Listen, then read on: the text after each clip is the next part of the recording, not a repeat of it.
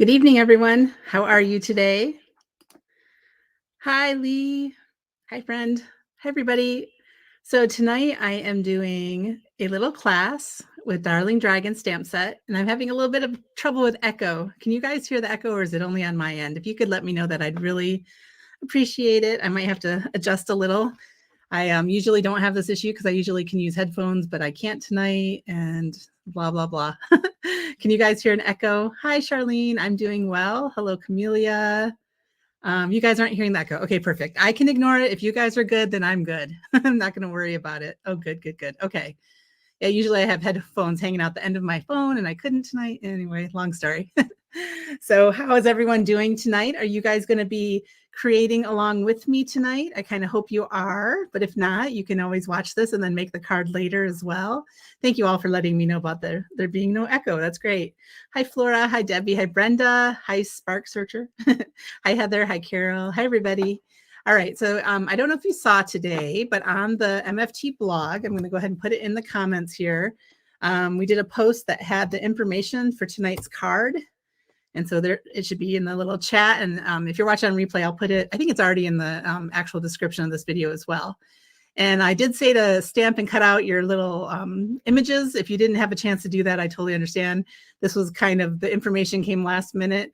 I think for future classes, we're gonna have it well in advance so that you have time to prep and do the things. But Lee is my star student. She did it already.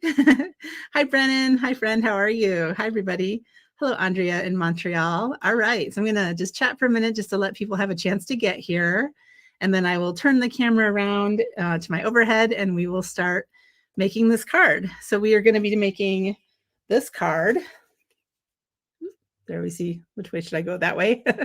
With the Darling Dragon stamp set. It was in the January release, has a bit of a Valentine's theme. Doesn't have to be a Valentine, but thought you could make a Valentine's card for somebody if you wanted to. All right, I'm gonna go ahead and go to my overhead camera and talk through some of the things. Okay, so again, here's the card that we're making today with the Darling Dragon stamp set. And I did cut out the things that I'm gonna be using, the two different dragons, one blowing bubbles. So here's the little bubbles, which I can't pick up with my fingers. I did a few clouds, three little pieces of greenery, and a couple rocks. Now, what we're going to do is I'm going to color with Olo markers, and Olo markers are available on the MFT website. But I did go ahead and also list the Copics that are similar. And if you're looking for a way to, if you're ever watching classes and somebody's using one and you have the other, I know some people have completely different things altogether, but between Olo and Copic, Sandy Allnock did a great conversion chart, which is what I have here. And it's literally what I used. I went to the Copic, Olo to Copic chart, and I picked all my Olos and decided which Copic they were close to. So if you are looking for something like that, Sandy Allnock has a lot of great coloring resources in general, but I love that conversion chart. So I just want to give you a tip on that. But these colors are listed on the MFT blog today, the link I just shared. And on the pictures that I put on the blog, it also shows like what images we're coloring with these. They're kind of missing from what I have here. I used the same little piece of paper and added the Copic lists. So that is available for you if you want it. Here's my Olos, and this is what they look like if they're Copics, because I do have both. All right. And then I also wanted to just say, if you're going to share on social media what you make tonight, I would love that. And you can use the hashtag MFT card class. And we're going to be watching for those. And you can also, of course, tag at MFT stamps as well. And I'm Stampin' Libby. I should write that on there so that you guys know I don't post a ton of cards on my feed. I want to try to change that. But at this point, it's a lot of various things. But, I'm happy to have you guys join me there and tag me or at me when you want me to see the cards you make as well. So I'll do. This is all Instagram, by the way. If you're not on Instagram, don't even worry about it. All right. And of course, there's the insiders group on Facebook as well for MFT that I hope you all are members of if you like to use MFT products. So how's everyone doing tonight? I'm in the midst of having to pack up my entire craft room, which is super duper overwhelming because I'm getting new flooring in here next week. And yeah, I have a lot of stuff in here. So this is the overall stamp set if you haven't seen it yet. and it is called Darling Dragons. And most of my stamps are not in here. That's why it might look a little strange. I just have the messages in there, but not the rest. So it does come with other things too. A cute little dragon holding a flower with his foot kicked up, which is so cute. And other little greeneries and different things in there. But I'm only using this cluster of leaves 3 times. I'm using the 2 rocks. I'm using the clouds, but there's other fun things in there as well. I love the little egg. I love the little bouquet that's in an eggshell, which is super cute. And what I do when I get a stamp set like this, I've shown this before in a live, I think back in December, but I like to make a little template for myself in my MISTI. So I stamp everything onto a piece of paper that's in my MISTI, and then I die cut all the things, and I cut out the little leftover piece of the die cut and then tape it on there so it's lined up perfectly, so that when I stamp them, I have a good little border around my stamp. And see, they're all here on the lid. And that's, I just mass produce a whole bunch of them, so I have them ready to go when I want to stamp something. So I like to do that whenever I have a new set like this, just to get a whole bunch. I personally, it kind of kills me a little if I spend all the time coloring the image, and then when I go to die cut, I don't get it centered very well. So I would rather have them cut out in advance. But of course, you don't have to do that way. You could always just have them stamped on your paper, color them, and then die cut them at the end. Either way is totally fine. All right, I'm not sure how I want to have everything so you can see. And again, you could go to the MFT blog and look at the images on there as well. Now, I will tell you that on my streaming service that I use right now, I'm going to switch it, but I haven't yet. I can't zoom. So I know some of you are going to be like, zoom in while you're coloring, and I just can't. So what I plan to do tonight is I'm going to do a little coloring, tell you what I'm doing, and then I'll lift it up so that you can see it up close. So you're just going to have to be a little patient with me on that, but that's how I plan to do it tonight. All right. Okay, so without any further ado, I'm going to dive in. And I don't know if everyone is ready to color with me, but I'm just going to get going because we have a lot of coloring to do tonight. So I will say that the color combo that I picked for these dragons is a little bit of a difficult blend. You can see here that I did a G 1.4 or a GO2 if you're Copic, and then 2 YGs. And I liked how that looked on here. And so you can see that it has like this little bit of the brighter green down in the shadow areas of the image. And so I had to do a little working with that, but I'll tell you how I did that. So I'm actually going to start with the middle green, on here, which for me is the YG 2.5. And I'm going to go into all my kind of shadowy areas. I'm going to start with one of my dragons. I'll start with my bubble dragon. And I'm not going to claim to be an expert on telling you where to put the shadows and the highlights and everything else, because I don't think I'm great at it. I just kind of do what feels right and go with it. And, even if it's not perfect, I think it still looks cute in the end. So I try to kind of pick one area, one side. So on this, not even consistently though. If you look at it, I have light here, light here, light here, light here, light here. So I kind of try to have it coming in from one side and have the dark on the other side. But when these are in such, there's so much going on, sometimes it's hard to keep with that. And I just do the best I can with it. So I always like to try to get darker down in the nooks and crannies as well of the image. All right. So anyway, I'm going to go ahead and take my mid green, my mid yellow green. Hi, Nicole. And I'm going to go ahead and add that right to the edge of everything here, along down this bottom part. And again, I'll hold it up in just a second. And I always kind of put the shadow too where things come together. So where the leg is coming into his little belly, I'm going to go ahead and put the shadow there. Then I'm going to put it on this back leg because it's where it's kind of coming together with the, his hindquarters.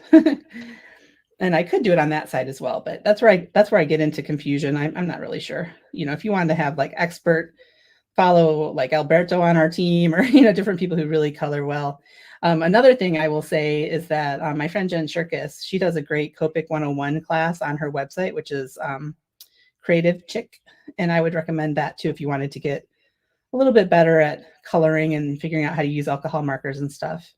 And by the way, if you don't use alcohol markers at all, you can certainly be doing this coloring with colored pencils or, whatever you like to use. It is all good. All right. So I'm kind of going along all the areas where I want that darker green to be. And I think I got them all. Okay. then I'm going to go ahead and use my light green and fill in the rest of the area. But I'll be going back and forth. This is not going to be the end of our coloring. Kind of scrub the edge a little to start the blending process.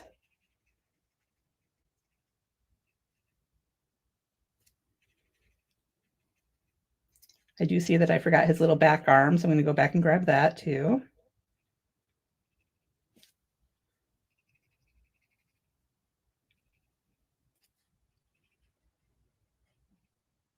I will say that I haven't, I've just been with MFT since the fall, and I used to color all the time, and I haven't in recent years, in quite a few years actually.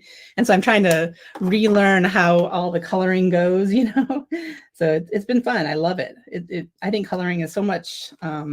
It's relaxing and just lots of fun. So it's all good.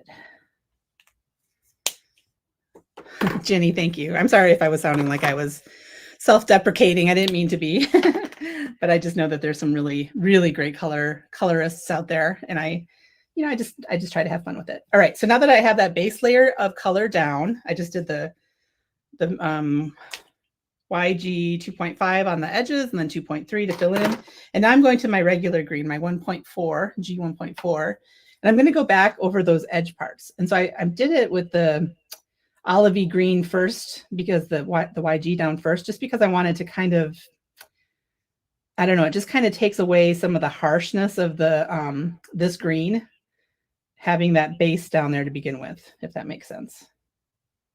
And I will say I'm going to totally go out of the lines today. I'll show you some I can't talk, tricks that I do when I go out of the lines. So we'll talk about that as well. White gel pen is your best friend, basically.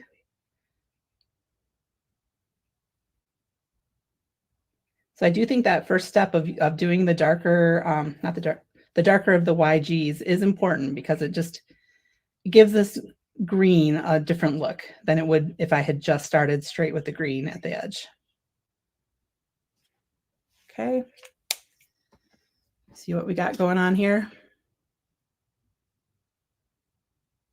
And then I'm going back to that middle green, the dark green, I mean, the YG 2.5.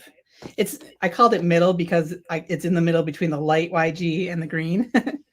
So, and I'm going to start kind of scrubbing out that green I just put down into the light green. I call it scrubbing. I don't know, that it just seems like a good way to describe what I do. I kind of go over those edges and try to get them to blend together.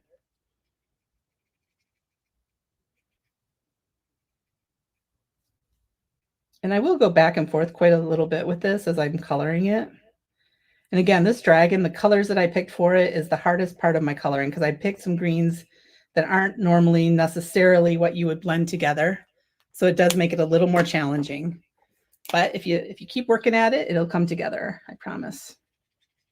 And I'm scrubbing the line of the dark, the darker of the two YGs, and adding my lightest YG, which is the 2.3. I don't know why I'm holding my lid. I don't even know if you can see that because it's so far away, but I'll put the lid so you can see what I'm using.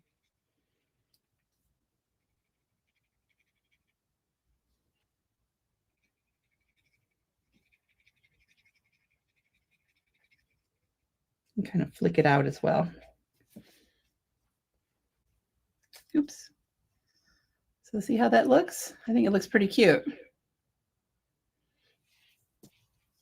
And it dries back a little bit too once you have all that ink down. I'm going to go in one more time, I think. Sometimes I get into trouble because I keep going back and forth, and I'm like, okay, I need to just stop. I'm going to just take this green again and flick that out just a little bit more.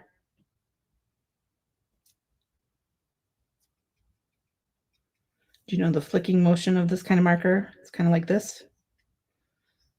I do it in small spaces.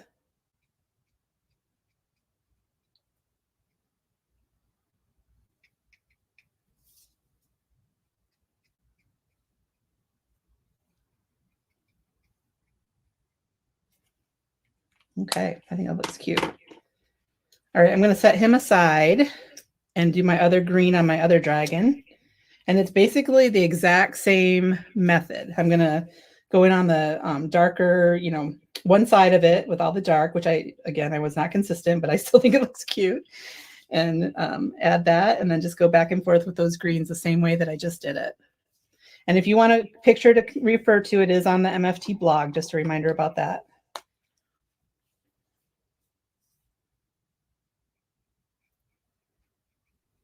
And any of you who are playing along, coloring along, I'm curious if I had made a PDF of the, like a handout for this, is that something you would print out and use, or is having something online like the blog enough to refer to?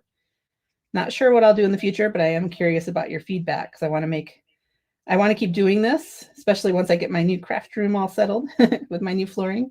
And I want to make it enjoyable for you all and have it something that you'll want to do and maybe craft along with me.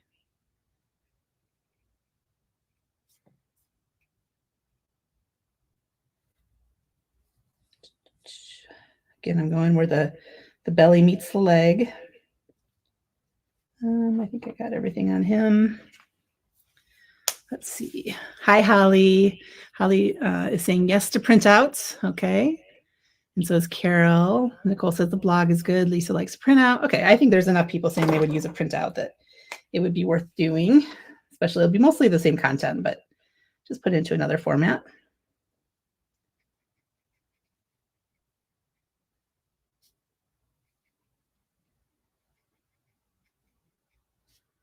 And I do get quiet sometimes when I'm working away at things. Oh, you know, I just did this different than what I had told you on the last one. I didn't go in and do my light yellow yet, or light yellow green. That's okay. Doesn't really matter.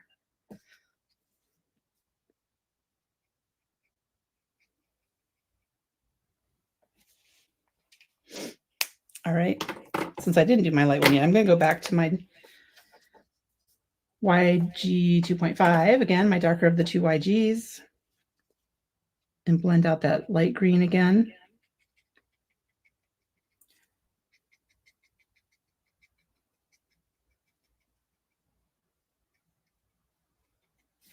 Doing scrub, scrub.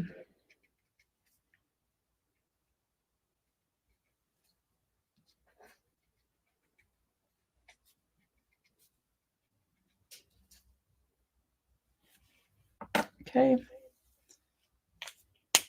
And then back to my light, which is the YG 2.3. I'm going to bring this down on his little face. Scrubbing out the edges again.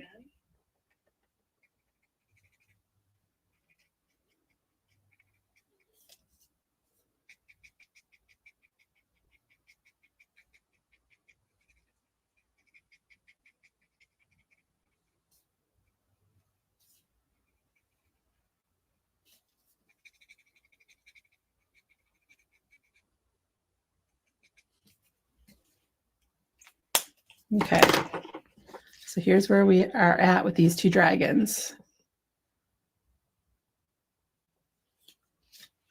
So what do you guys think? Are you with me? Do you have any questions? I'm going to go ahead and do the purple next.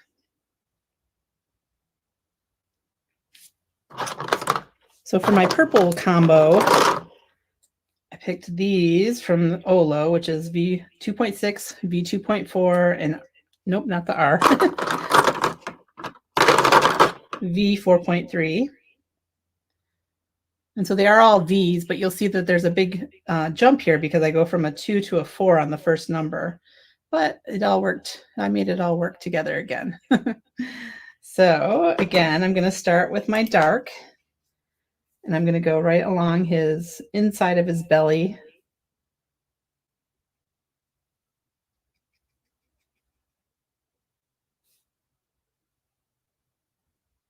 Try not to go out the lines too terribly much. I'm going to kind of follow that line that's on the stamped image a little bit as well, just a little, not a ton. And then I also did a little bit of the dark purple here on the tip of his wing.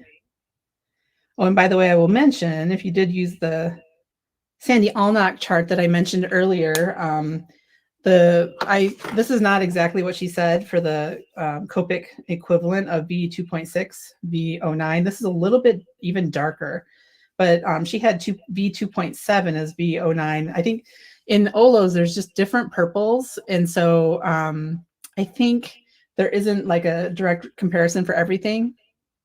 Oh, look, you just asked me for that, and I didn't even see your question yet, Nicole, but there they are.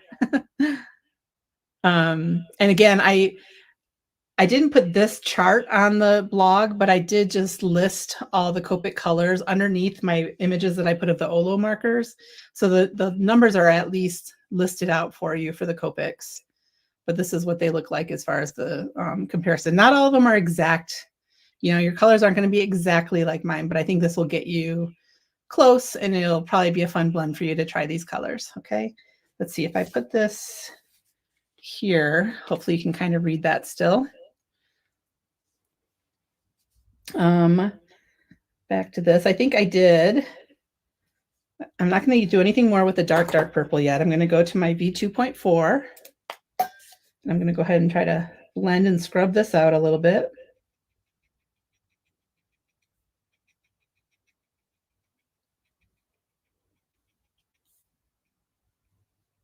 Ah, totally went out of the lines there. Boo. I'll have to go back in with a little green and try to fix that a little.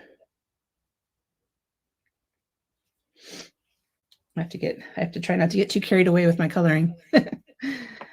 All right, and then I'm going to go ahead and color all the other bits that I made purple with this. And some of them are little, so with these Olos, I just try to use the very tip of the brush to get in those spaces.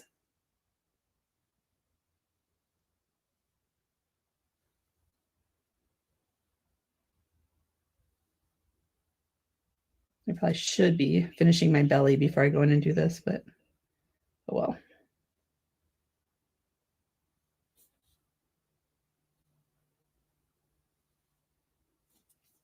Just coloring all the things.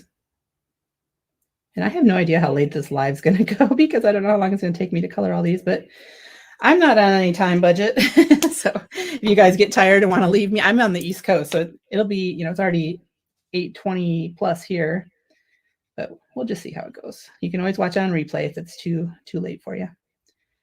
Now I'm just taking the V4.3 and doing the lightest purple on this belly.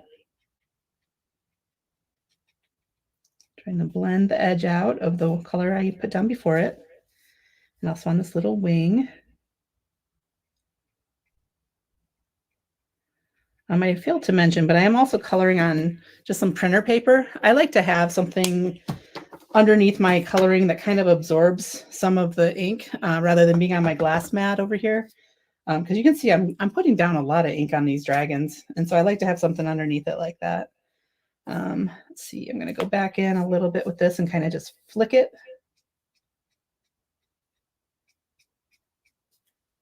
Then I'll go back with the dark and kind of flick as well.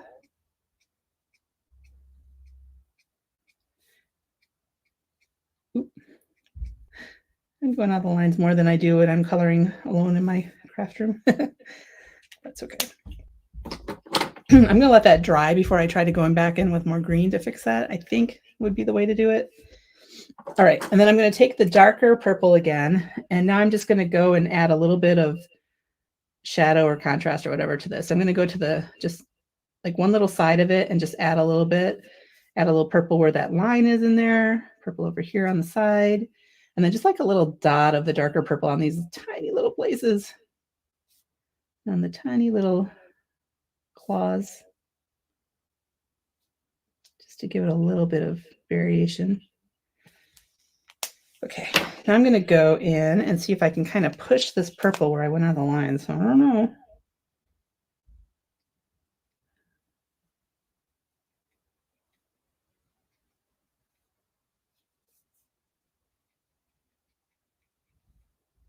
See, that's a darker place. So I just did a really silly thing. Just so you can learn, don't do as I did. I took the lighter of the greens to try to push that purple out. And that's where the darker green was. And so that, of course, left a spot there because that's not the right ink. I should have went with my darker green right there. So you have to kind of be aware of what ink you had there before you start trying to fix things with the wrong ink. But that's okay.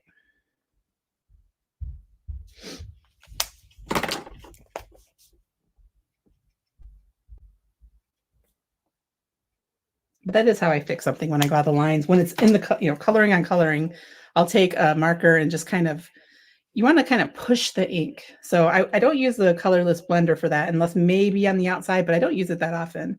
But I do try to take the other color and just kind of push the ink back. The way I'll fix right here, you can see I went very much out of the lines. Ooh, and my nail polish is bad too. Can you see all that? I don't know if it's even focusing right. I'll use a white gel pen to cover up that stuff. So that's how we trick people into thinking we're good at coloring is we use gel pens and whatnot. It's all good, right?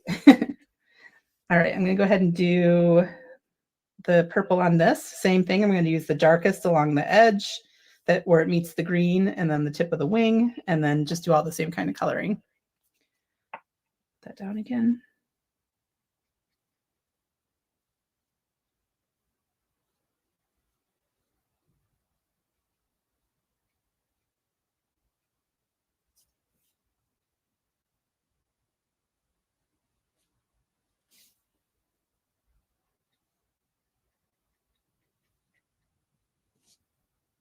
What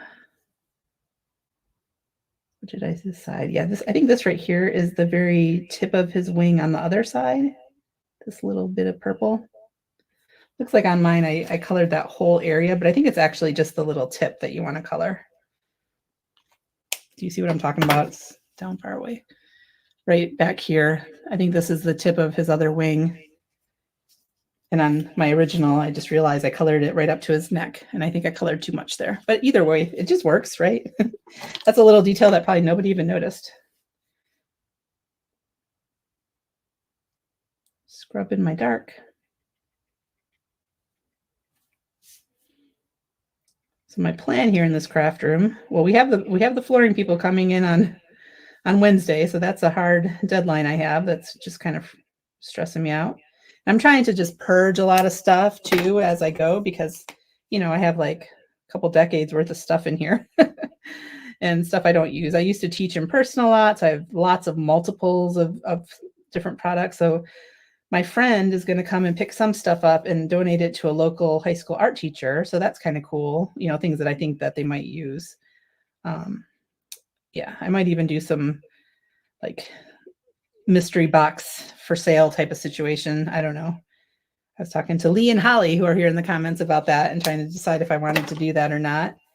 But I do want to downsize for sure, a lot of stuff. And so my craft room and my office, this is my job as well, obviously.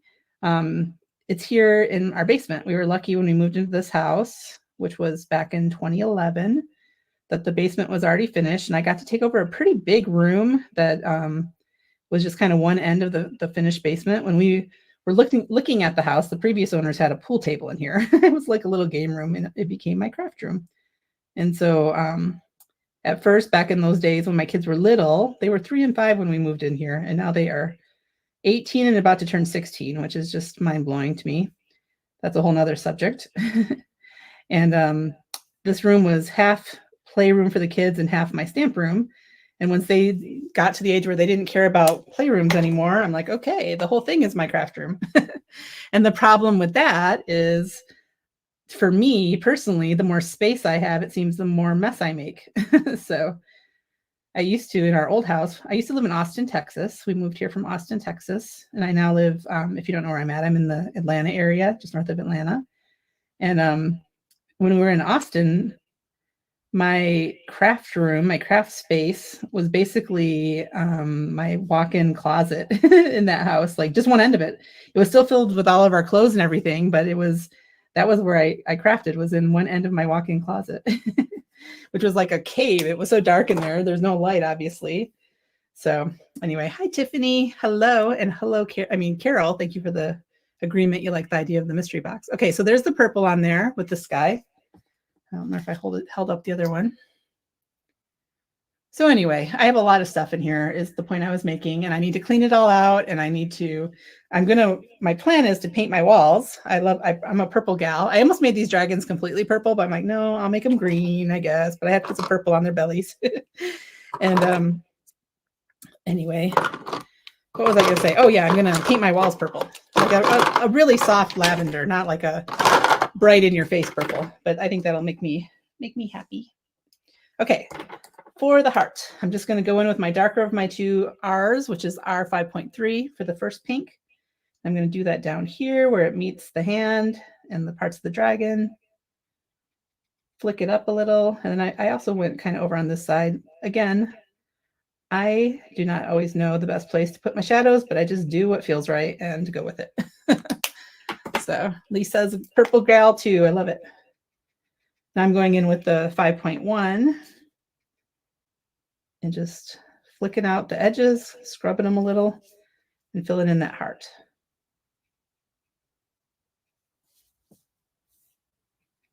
Now, I honestly can't remember which of my two pinks I used on their cheeks.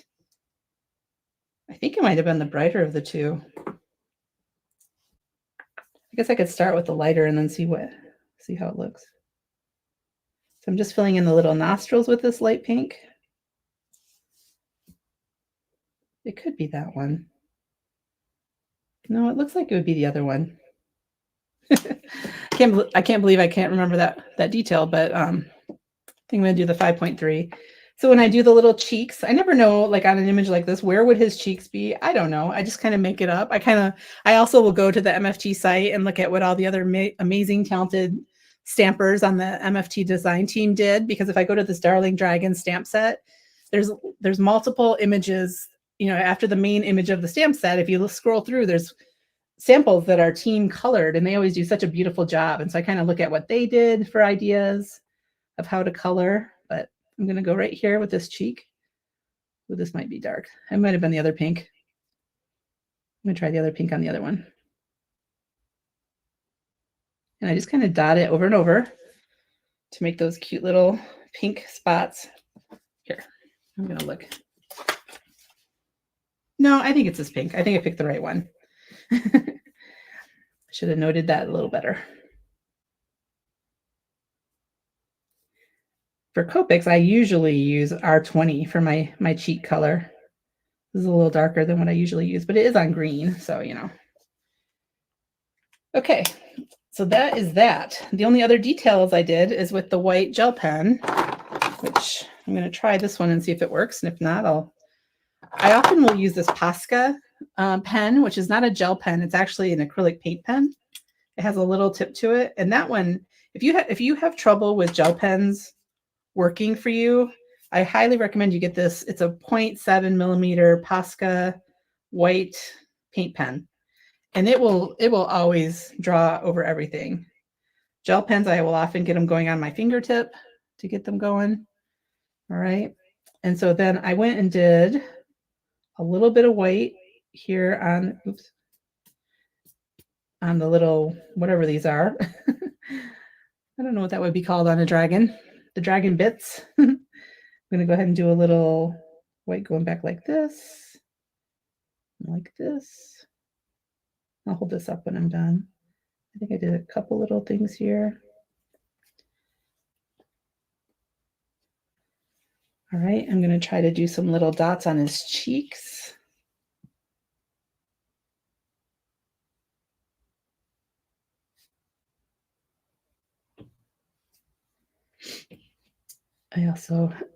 So I will say, when I drew the white gel pen on here, again, I'm learning, I'm getting my coloring back on.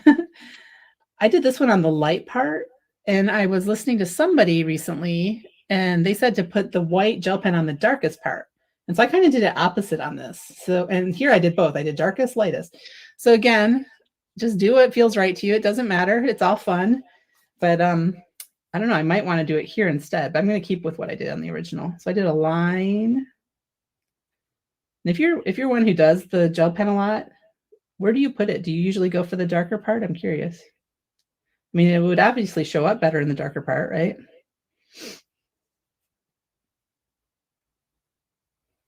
Then I did just a tiny little dot of gel pen on the little scales on his tail. I guess those would be. Let's see. I did it on his little fingernails. No, not fingernails on a dragon. It would be claws. Little dots on the claws. And then I did a little bit, again, I did on the light part of the heart, even though Might have shown up better on the dark. That's where we're at. I didn't do a great job with my white gel pen right here. I'll go back over it. Another thing about gel pen is you want to go slowly. You don't want to rush it. Make sure your ink's coming out. Let's see. Lee gave me some advice, I think. No rules for making cute dragons.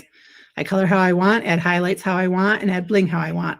Exactly. I agree with you, Lee. That's what I think too.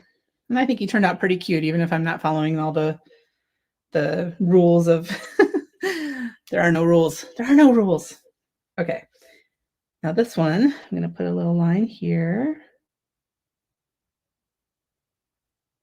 And I do like to put a little dot sometimes too, like a line and dot. And then I put little dots on his cheeks again.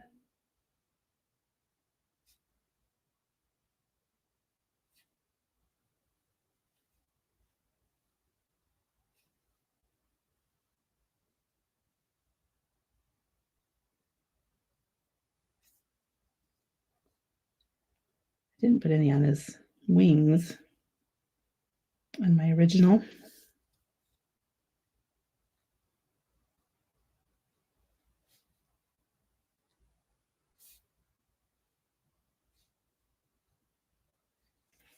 Okay.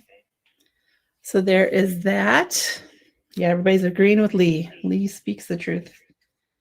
Now, one thing I did do on this one is I took a black glaze pen, which I've had this for a long time. I actually used it in class before. That's why some of my things have tape around them, because that was my way of telling that it was mine, and I would hopefully get it back after a class. All right, I very carefully, very carefully like to put a little dot on his eyeball of the black glaze. And I like to do that on critters because I think it just makes them look alive. I don't know if it even comes across the camera, but it's like a little bit of glowing to their eye, like a little shininess that makes them look more alive to me. Now on this one, I tried it on one of them. I had colored doing it on the slits of eyes, and that just didn't look good. It looked too globby, and that's not his eyes looking shiny, so it just didn't look right. So I'm not going to put it on this one. I also took this black glaze and very carefully went over this little bubble wand with it.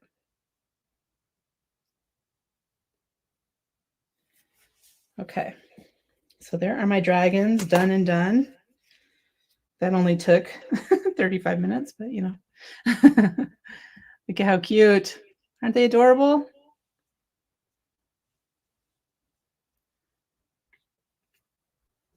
Yes, Lee is. I'm going to put this right on the screen because Lee is so right with this. Any that we send out is going to make people smile, for sure, for sure. Hi, Charlene. Nice to see you here. Okay, now we have all these, and these should hopefully go a little bit faster because there's a lot less to do on them. We have clouds, we have rocks, and we have bubbles. So we'll do all these. Well, let's just do these quick because they're quick. No, we'll save those for last. Changing my mind midstream. Okay, for these, I just used the yellow, the YGs, the yellow green 2.5 and 2.3. This was my sheet for the dragon. So everything on here was dragon. This is now my other stuff sheet. So this is the stuff that are blue. These are the little leaves, and this is the rocks. And so the reason I have a WG on there, I'll show you. I'm going to start by just coloring. Oops. I'm going to just do these all at once together. I'm going to go on each of these and just do the left side with the darker of the greens.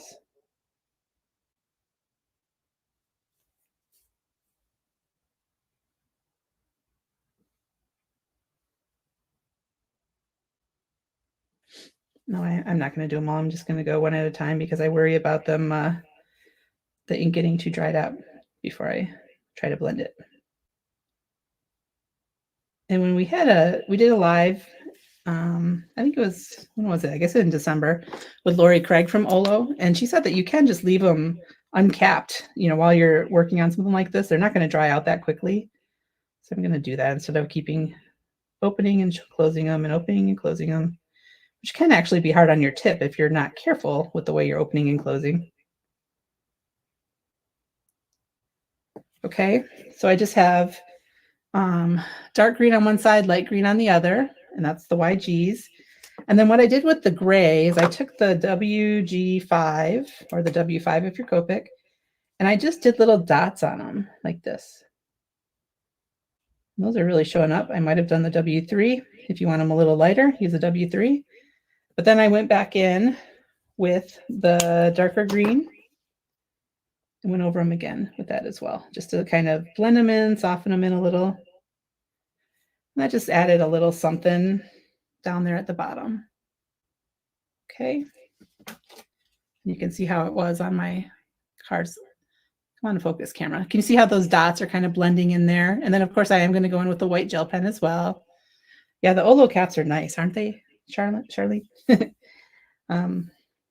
Okay. Do the same thing on this one. And when I do those dots, I was a little heavy-handed this time, but you want to just use the very tip and just make light little dots on there if you want to make it like mine.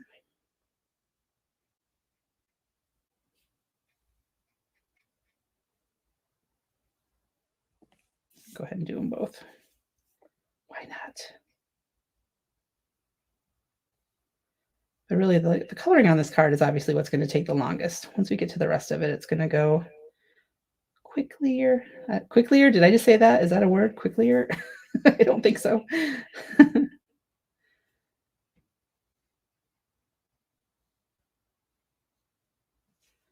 Okay, back to the lighter yellow.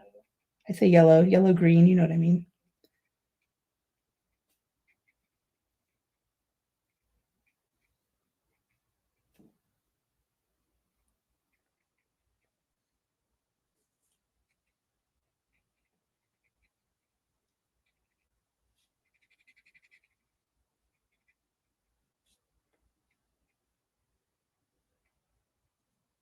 Okay, and now I'm going to take the gray again and just very lightly add these little dots.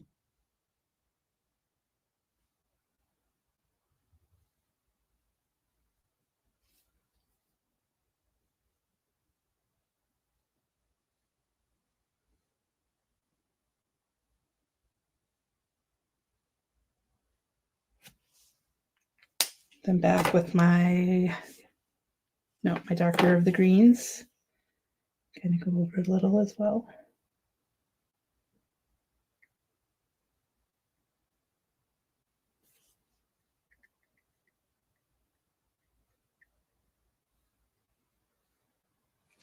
Okay, cap these back up.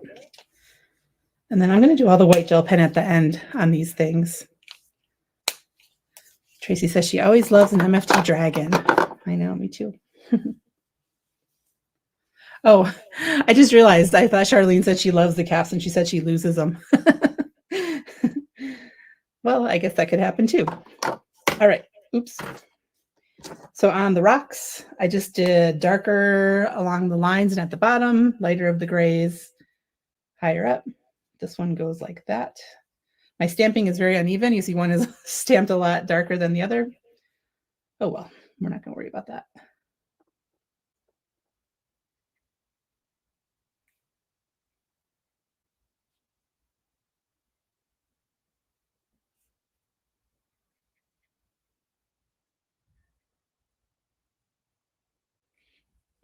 Kind of using the lines of the stamp as a guide too, where it has the edge of it to give it some dimension. I'm going to make that darker as well.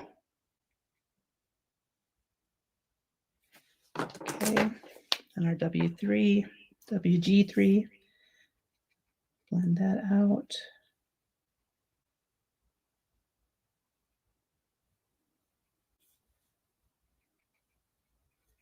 And then once again, because I was in a dot mood when I made this card, I just went ahead and with a darker, the WG5 again, just made some little dots on there.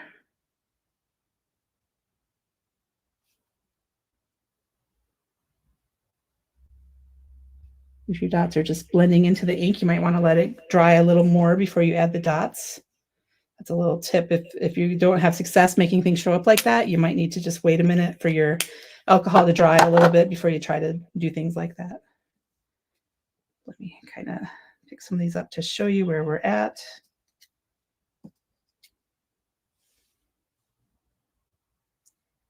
See how it just gives it a little, I don't know, dimension, texture to have that dotting on there. Just kind of makes me happy. Okay. And then now my little clouds, all I did on this and my bubbles, I did them the same, is I used 2 blues. I did a BG 2.3 and a B 2.0, which by the way, the B 2.0 on Sandy's chart is quadruple 0. So a very light blue. And honestly, you can hardly even see that I did it. So if you wanted to skip the lighter one, but I just did the darker and then went in with the lighter one to blend it a little into the white. So that's what we did with these. And again, I'm just going to line the bottom of these clouds with the blue.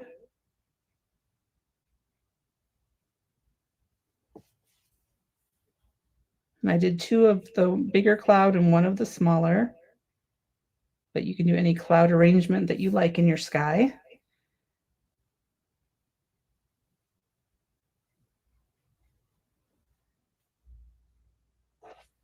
And on the bubbles, I did it on the, just stick to one side of it.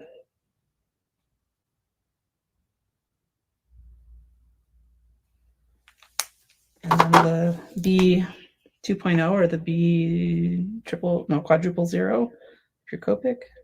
Just kind of blend that out a little and into the white.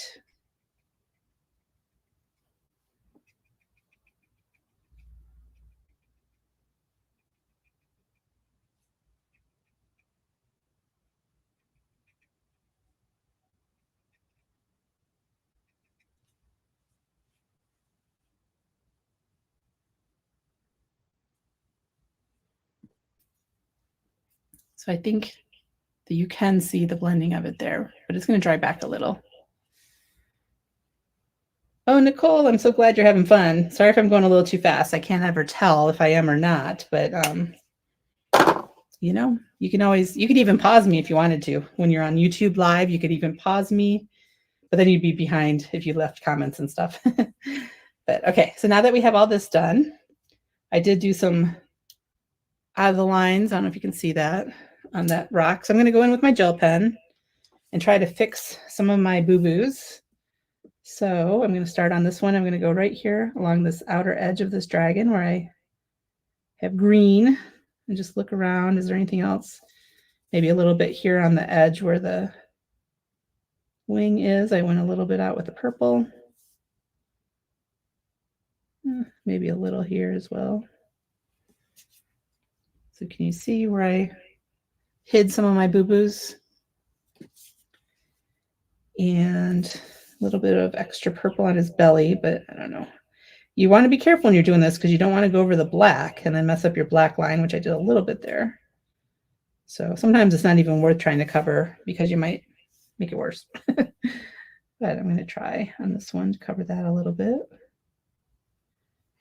The rest I'm not going to worry about. I think it's all good. Okay. Yes, white gel pen is life when you're coloring because it just fixes all your boo-boos. So I love that. All right. So I'm going to put all my little pieces, all my bits aside. Maybe I'll leave that up there for anyone who is still coloring. Remember, MFT card class. I'll show that again at the end. There's my card. So now what I'm going to do is I'm going to set all my little guys aside here.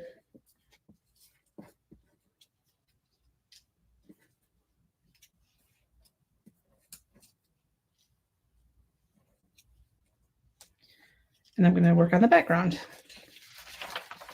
And I am going to use my glass mat for this to do a little ink blending onto the panel. Grab a little card panel here. And what I use, so first of all, I have some blending brushes here. Whatever you like to use to blend ink is fine. I didn't mention this, but I use the Extreme Black ink, which works really well with my Olo markers or my alcohol markers. It's a great, it says right there, compatible with alcohol markers, hybrid ink pad. And I believe it's also waterproof. So if you wanted to use this for watercoloring as well. I always, well, I didn't tonight, but I will often just hit my black ink with a heat tool just to make sure that it's not gonna, that, you know, depending on where you're at, the humidity, whatever else, things will dry at different rates. And I just don't want to ever smear the ink, but it is quick drying, and that is not typically an issue. I didn't have any issue at all with that. Anyway, all right. I have Summer Splash, so a sky blue color. And then I have Limelight and Jalapeno Pepper. Jalapeno Popper. I keep doing that. Pepper, not pepper. I may have even put it wrong in the blog post today now that I think about it. I have to go back and look at that after the fact. I always think it should be pepper and not popper. All right, so I want to have two different little hillsides here for my background. And I'm going to cut them out with these fun little dies. Let me pull them out. Which this is a set of 3 little grass edge dies. They're called Grassy Edge Dynamics. And I think I used this one, and then I used this one. So I did it kind of at an angle there. It's like this, you know, like that. And so what I'm going to do, though, before I get to that, I'm getting ahead of myself here. I'm going to set the blue aside. I'm going to work on green. And what it is, I just took an A2 panel of cardstock, and I'm going to go in one end with the jalapeno popper and one end with the Limelight. Because I don't need like a whole panel of each. So I'm just going to do that, and then I'll do the die cutting to get those grassy edges. So what I first want to do, first of all, I need my ink stand out. Where are you, my friend? Here it is. So this is a great little tool, one on the side, for holding your ink pad when you're blending. I think I'm going to have to move these off the screen because I don't want to get them inky. We'll come back to those in a bit.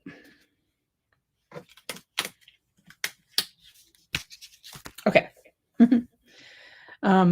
Since I was using this same brush when I made my card and I did the light and then the dark, I'm going to go ahead and take like a rag and just kind of wipe it off because I want to make sure that I don't have too much of the dark green ink in the brush.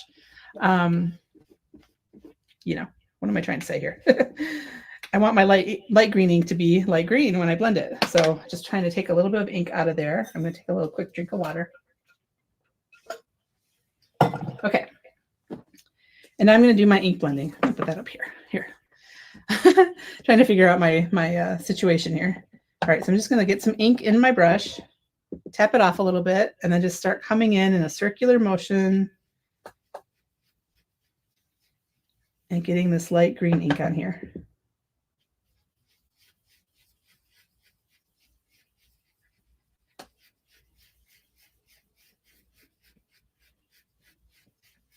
Now, don't worry if you have like a little bit too much green at that edge because I'm going to actually cut that off. It's not going to even matter.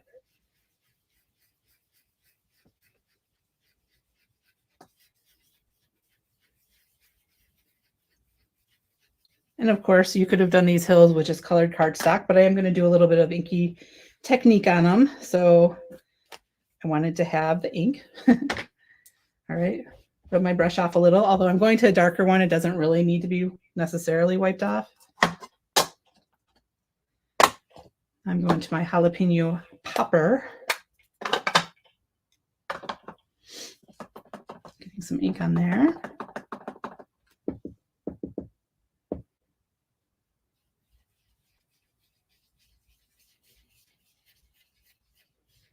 My blending was not as smooth on that. That's okay. Still have time to fix.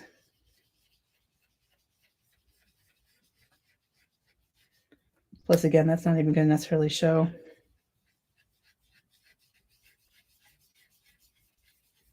But if it is splotchy, first of all, it looks more splotchy on my camera than it does in real life.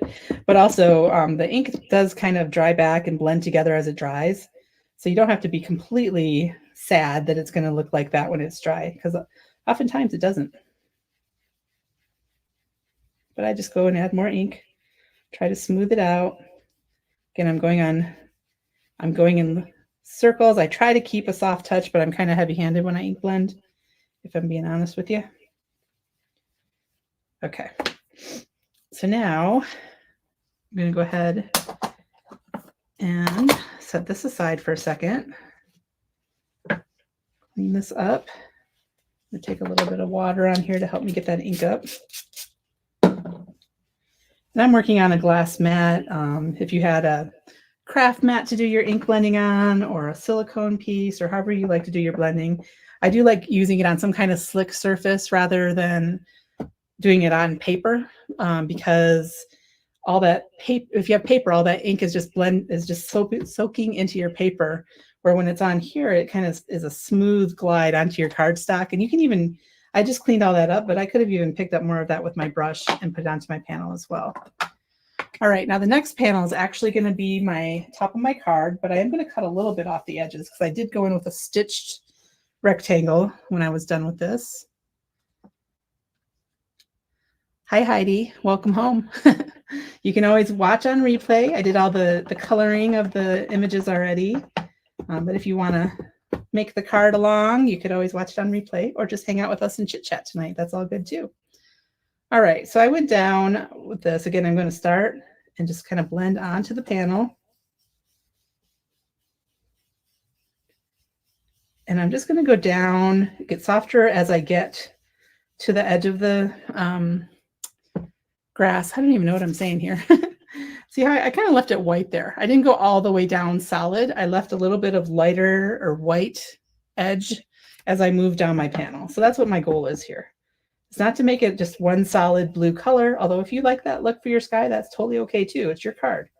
But I left a little bit of white space on mine. So I'm really trying to have a light touch with this and not heavy-handed. Not my strong suit, as I mentioned. I mean, I'm just going to kind of compare it and see if I'm close to the same area. Yeah, I would say I am pretty much. And you can see this is the exact same ink. So you can see how it kind of changes as it dries back as well. Okay. Now, put my trusty ink stand away. Clean this up real quick, although I could use that ink because I'm going to use that for something in a second here. I'm going to go ahead and do my die cutting. I'm going to go ahead and take this one, kind of going down at an angle like that.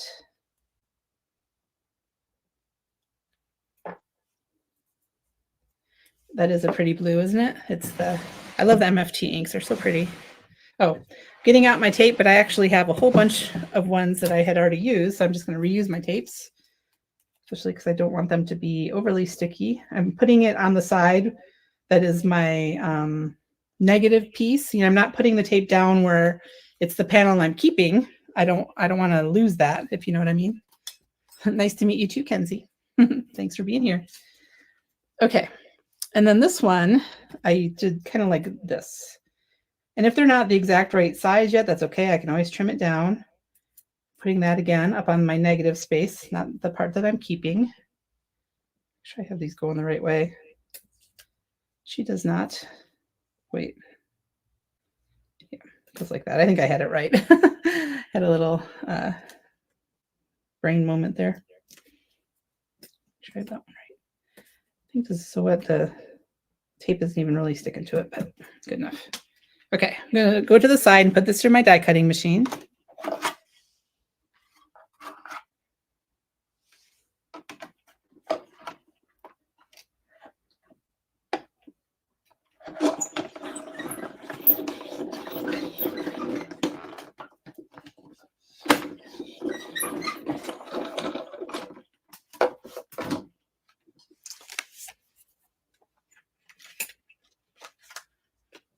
Heidi, I do too. I do too. Okay. Brain moments. So this piece I could save because look at that. I could trim that right across there and use that on another card. So I'm not going to throw that away. I'm going to save it for another card at some other point. And actually I have my original one from when I did this card the first time. And so I could always put those together. But you can see how that comes together with the two little hills, right? Set these aside. Now what I want to do is I want to add a little bit of dots. I was in a dot mood. So I don't know if you can see, it's really subtle in there, but there's little dark green dots and you can see them more in the light green. But all I did was I took some of my jalapeno popper. Oops. I'm used to felt pads from a previous place I worked. And I always forget that these are the spongy ones. and that just stuck right down to my glass mat. Got a little more ink than I needed, but that's okay. There's not anything wrong with that. And I'm just adding some water to it to loosen it up. It's really going crazy. Then I'm going to take a paintbrush and just kind of play in that ink and then tap it. Oops, not wet yet. Wet enough yet. Tap it down onto my panel.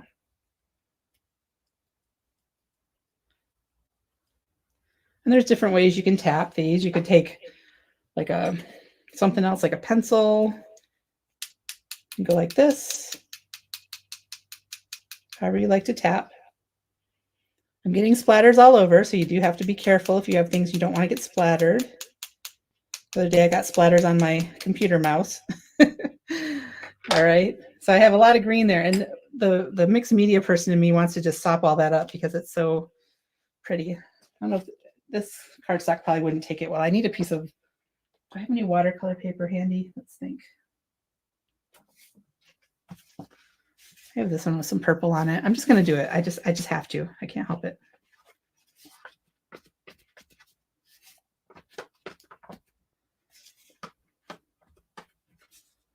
So there's that. That's something to start for another card, right? This is something I like to do. I have this whole bin that I keep of backgrounds.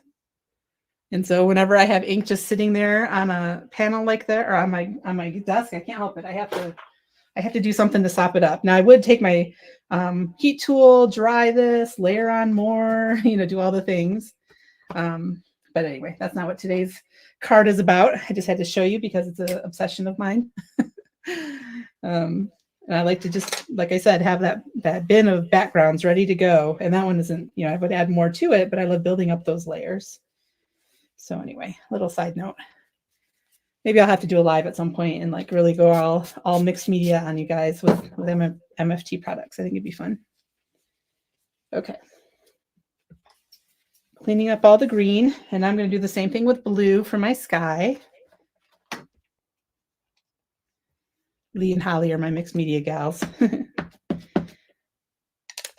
So I'm taking my summer splash, same idea. Oh, I do need to clean my brush. I don't have a bin of, I should have had a little cup of water here and I don't, but I'm just going to put some water on my mat and just try to get some of the water or the green out of my brush like that. Did not think to fill a cup of water. I should have.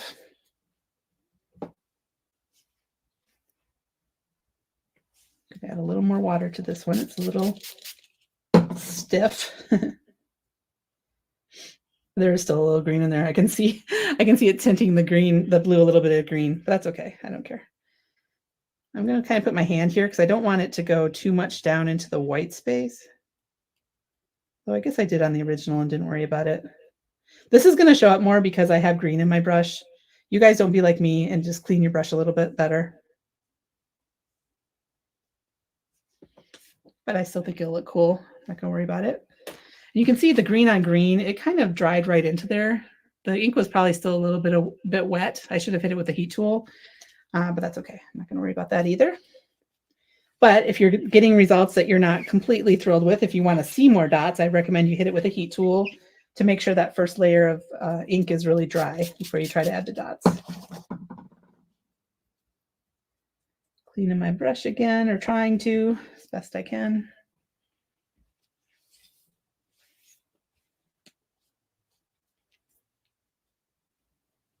Okay, the reason I wanted to clean it again is because now I'm going to take a pigment ink. I have a white pigment ink here. You could use a acrylic paint. You could use like a Dina Wakley white gloss spray, whatever you like to make white dots with. Flicking on, you know what I mean? Splatter, white splatter. Use whatever you like for white splatter. So I'm using this white pigment ink. And look, there's still green in there. Oh, well, we're not going to sweat the small stuff tonight. And I'm just doing some white dots down here now.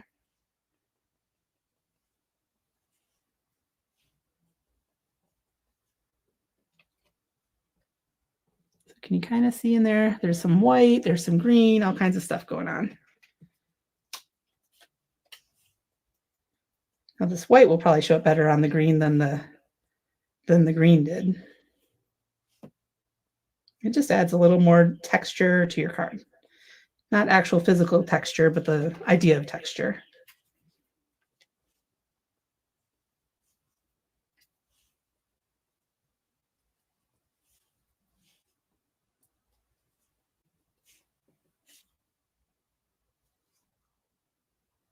Kind of see that?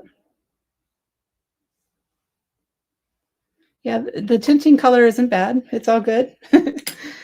Maybe it wasn't the original idea, but I don't hate it. So all good. All right, cleaning up my mat again, my glass mat. Maybe after this, I will actually remember to fully clean my brush. Okay. All right, so now, let's see, I don't know if I have any, I do. If you didn't know what I was saying there, I was thinking but not saying my words. I didn't know if I had a heat tool plugged in, and I do. So I'm just gonna hit this with a heat tool to dry it a little.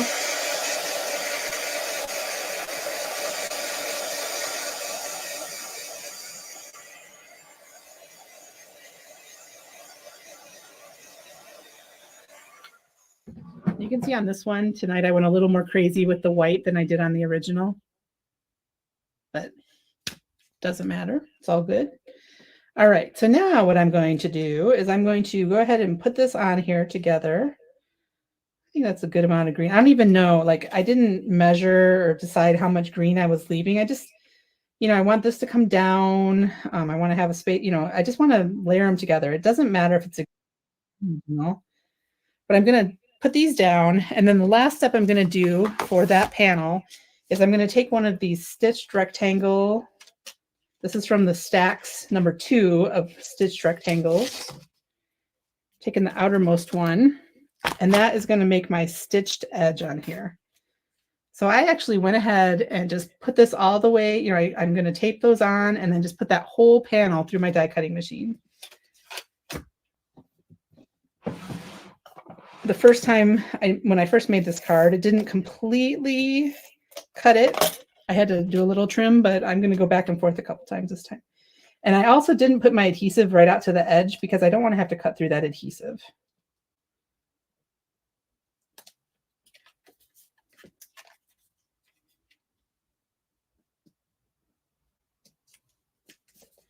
Okay, there's my little dotted background. I went a little more crazy with the dots tonight for sure, but they make me happy, so that's okay. And again, I'm going to try to put my tape on the outer part rather than the inner part because I don't want it to pull up any of my things I've worked so hard on, right? I should have done that right on my plate. I'm always embarrassed when I show you guys my plates because they're so nasty. They're well loved. And I'm putting this on my machine at a bit of an angle. Little tip, if you don't know, if I were to put this line straight across, that makes like a speed bump in your die cutting machine, and it just makes it all the much harder to get through, and it will lead to cracks in your plates faster. So I always try to put it at a bit of an angle.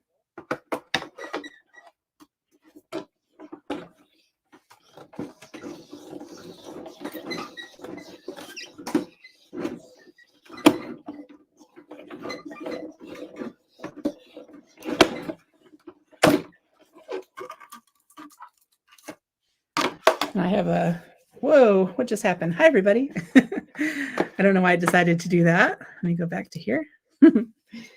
Let's see how it cut through. I have a manual die cutting machine, even though Lee and Holly in the comments have told me I need an Empress. Haven't gotten it yet. So it didn't go quite all the way through at these edges. So I'm going to trim it. It's fine. Could have went back and forth one more time, but just where it was the thickest, it's like, nope, can't make it all the way through. Sorry, you have to trim. So the important part is you can see the stitching on the top, right? These back layers don't matter as much. Okay. Now at this point, if I were making an actual card to send to another fellow human, I would put this on. Well, no, first I'm gonna stamp my message. I forgot about that. But I'm just making a card front. I'm bad about that when I'm teaching things like this. I always just make card fronts And then I never send them to anybody because I don't take the time to put them on bases, which is just dumb. So anyway. Let me grab a little Misty here. Now this is the part where I get scared because after all that, I'm like, if I mess up my message now, I'm going to be very upset with myself. I'm sure you guys can relate. So I just did your love makes everything ordinary extraordinary, and I did it right on my panel. If that makes you nervous, you could always add your sentiment as an extra piece of cardstock that you glue on rather than stamping it right onto our background that we've worked so hard on. And you could always use a completely different message, but I'm using this one from the set. Your love makes everything ordinary extraordinary. There's also I'm so happy you're mine, which is a little bit of a smaller message up there. That'd look cute too. You could even do that one down at the bottom if you wanted to. So how you do your messages is totally up to you. Make it something that will be useful to you. I'm doing this, and I'm trying to leave enough room to put one little cloud up above it.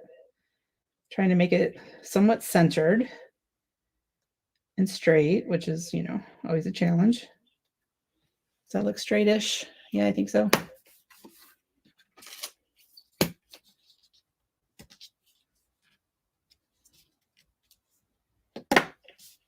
Okay.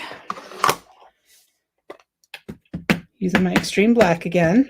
I could also emboss that message on if I wanted to, although I would need to make sure my panel is super duper dry because if my ink was still at all wet, the embossing powder would stick to it and that would be no good. Do you guys know the tip for that to make sure your panel is dry if you are embossing is you just, before you stamp anything, you just take your powder and put it on the panel and see if it falls right back off again. And if it doesn't, then it's wet and you need to dry it before you actually stamp and emboss. Did that make sense? I think it needs one more, which always makes me nervous. Even though I'm in my Misty with a magnet, I still feel like I'm going to screw it up, but let's see. I have trust issues, I guess. We're in our corner. Please don't double stamp. Please don't double stamp.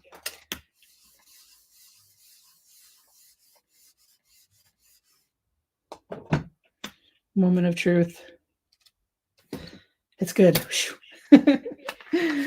Does that scare you guys too after all that work that you're going to mess up the message?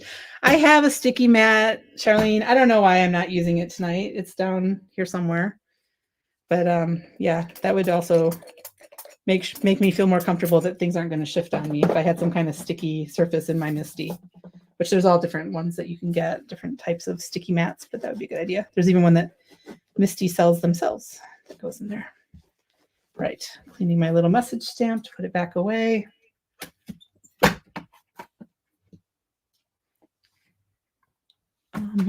Here's the stamp set.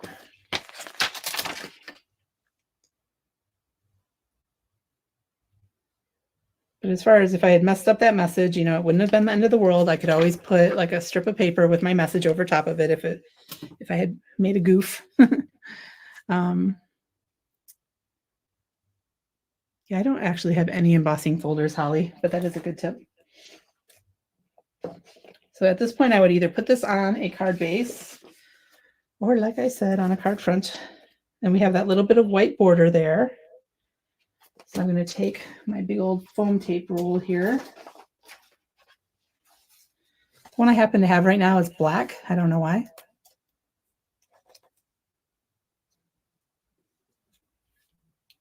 Okay, there's some debate going on in the comments about embossing folders. I know nothing about that, so I will stay out. Ooh, sorry for the big close-up of my arm there. That was lovely.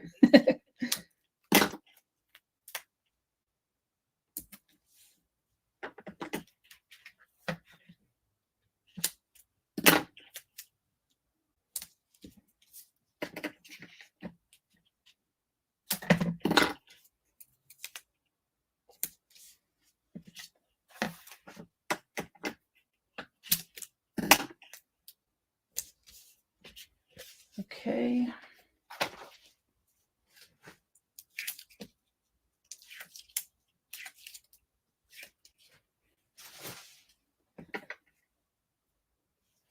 The other thing I'm not great at is making things straight, but we're going to do our best here.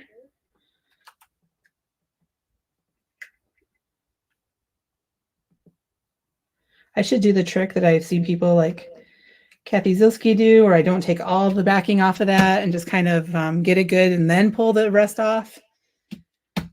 I don't know. That didn't turn out terrible, so we're going with it. I also put liquid glue on the foam. Yep, that's another good tip, Lee. Thank you.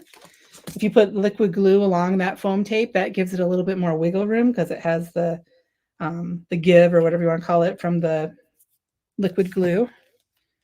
Here's all my other little pieces here.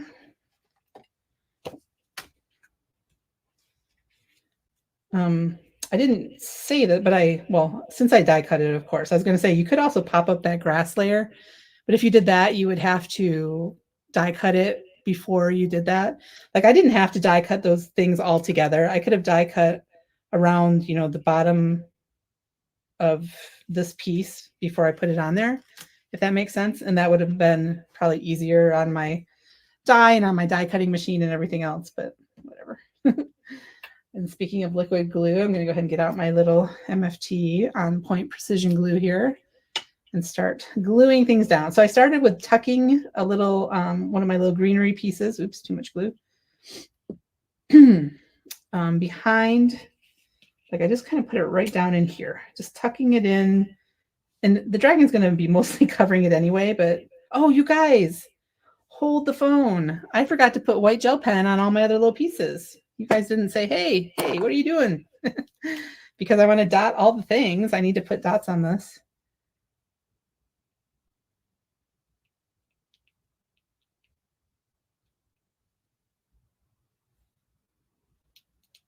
I think I'm going to switch to my Posca. Then I can show you guys this too. Although it has a little ball for shaking. And it was getting a little bit feeling like it was about out of paint, but we'll see. You can't see what I'm doing, but this one is where you have to kind of push on the ball to get it flowing. I don't know. Maybe this is a bad idea to switch to this one. Let's see. Just dotting. Dot, dot, dot. No rhyme or reason to my dots. I'm just adding them in randomly.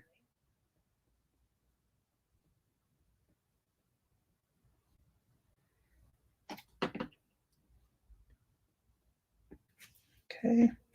And then I did a few on the little rocks as well. This one goes like that. I lose track of which orientation these rocks are supposed to be at. I just put some in here, a little bit up here, down here.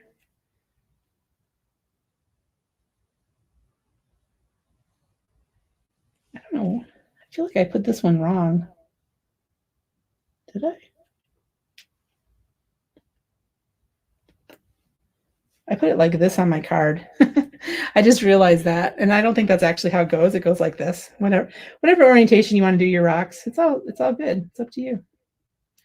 Let me look at the stamp set and see if I'm crazy.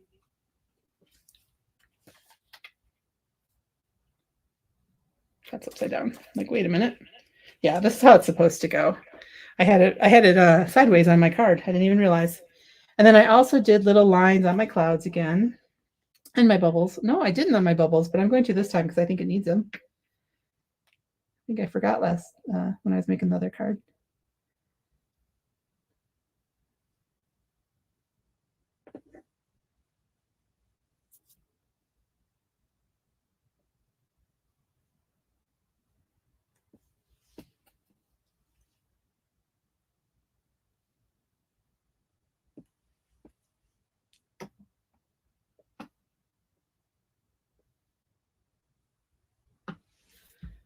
Okay, let's see if I can do some better dots on this with the paint pen.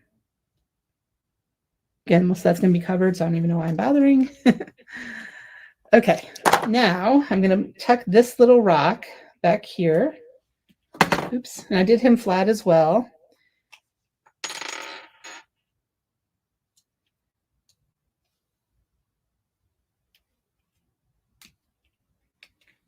kind of hanging over a little. I don't want it totally off my card. And then he is going to be popped up. I'm just going to set him there for now to try to get kind of the lay of the land. This guy I put on flat, so I'll go ahead and glue him down.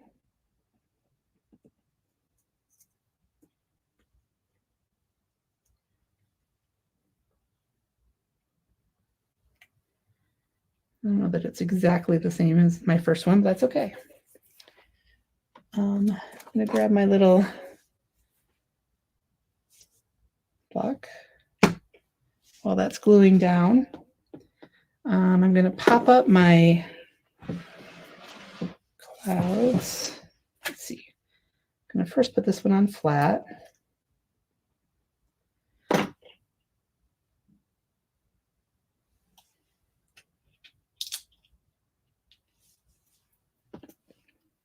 Put some foam on the back of this guy.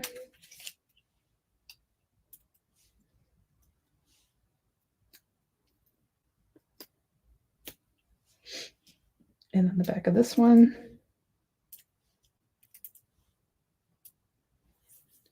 So now that we've been going for quite a while, I just want to check in again. Can you guys still not hear the echo on this? I'm just curious because it's pretty bad on my end, and I'm curious if any of you can hear the echo.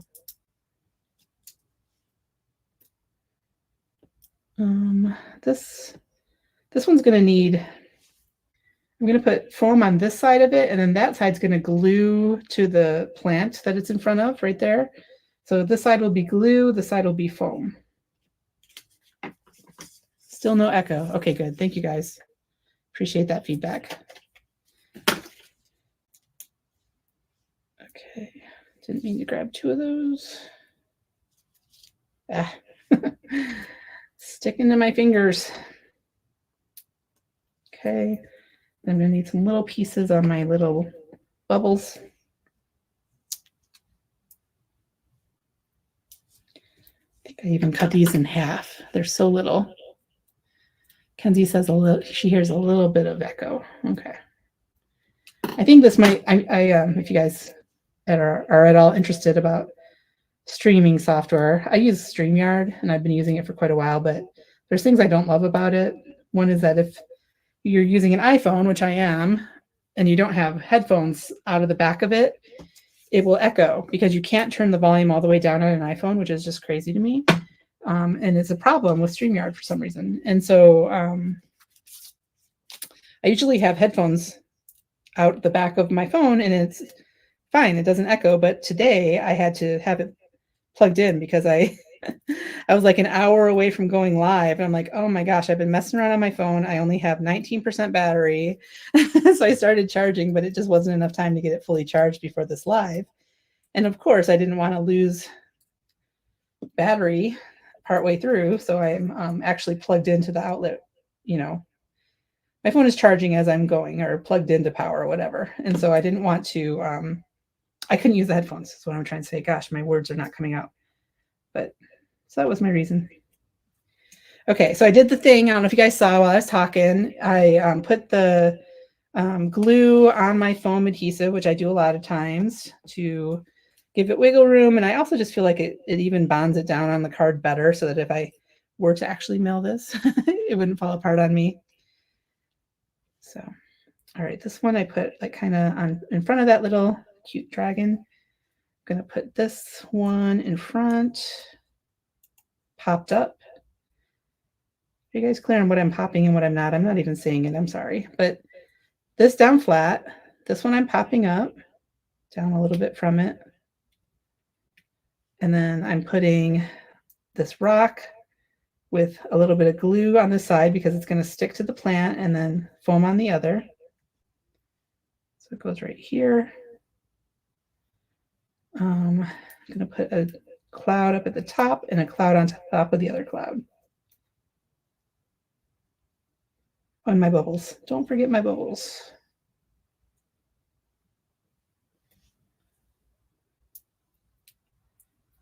Yeah, I'm either going to switch to eCam, and I think I'm going to use real cameras and stuff, or I might just use Switcher because Switcher is so easy. And I don't know. I'm not a professional. I'm just a girl in my craft room doing lives. I don't know.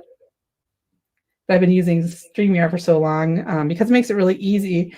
Okay, if you guys want to know my history of streaming, I used to use Switcher and it was great, but back when I was using it, it was not easy to stream at 2 platforms at once.